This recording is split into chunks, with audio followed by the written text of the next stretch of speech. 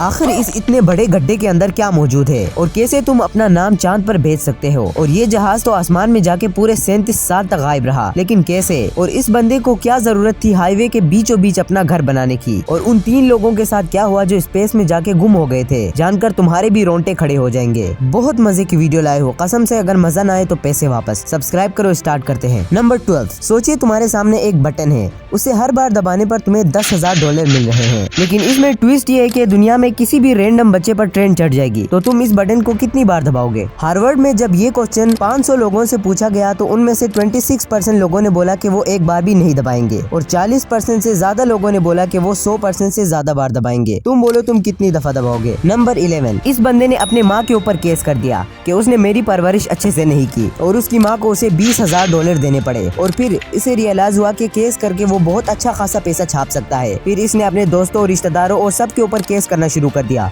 और $2 मिलियन के करीब कमा भी लिया। फिर इसका नाम सबसे ज्यादा केस करने पर Guinness book of world record में दर्ज हुआ। और गेस करो, इसने उन्हीं पर केस कर दिया और बोला कि इन्होंने मेरा नाम बिना परमिशन के यूज किया है। और ये है वो बंदा। अब ये ना हो कि ये मुझ पर ही केस कर दे। नंबर 10। इस औरत को हंसाने पर 8 करोड़ रुपए मिलते थे, पर आज तक इसे कोई हंसा नहीं पाया। पहले जब ये औरत फेमस हुई तो बड़े से बड़ा कॉमेडियन इसे हंसाने के लिए आता था और लोग उन्हीं का शो देखने आते थे और कंपनी लोगों को टिकट बेच के अच्छा खासा पैसा छाप रही थी। पर बाद में पता चला कि ये औरत तो फेशियल पैरालाइज है, मतलब ये कि इसके फेस में जो मसल है वो काम ही नहीं करते और ये चाह कर भी नहीं हंस सकती। इसी को कहते हैं बिजनेस। नंबर 9। अब इस बंदे की अनबिलीवेबल स्टोरी सुनो। ये बंदा मछली पकड़ने वाला बंदा था और ये अपने दोस्त के साथ एक दिन समंदर में मछली पकड़ने जाता है और तूफान की वजह से वो समंदर के किनारे से बहुत दूर चले जाते हैं और बदकिस्मती से इनका बोट भी खराब हो जाता है और वो थी भी एक छोटी सी बोट। ये दोनों उस बोट पर अकेले रह जाते हैं समंदर के बीचों बीच, जहाँ दूर दूर तक कोई भी आइलैंड नहीं थी। इसका दोस्त तो खाने पीने की कमी की वजह से सुसाइड कर गया पानी में कूदकर, लेकिन इसने कभी भी हार नहीं मानी। जिंदा मछली खाकर और उनका खून पीकर सरवाइव किया और आखिरकार 1 साल 2 महीने और 13 दिन के बाद ये आइलैंड पे पहुंचा और वहाँ से रेस्क्यू हो गया।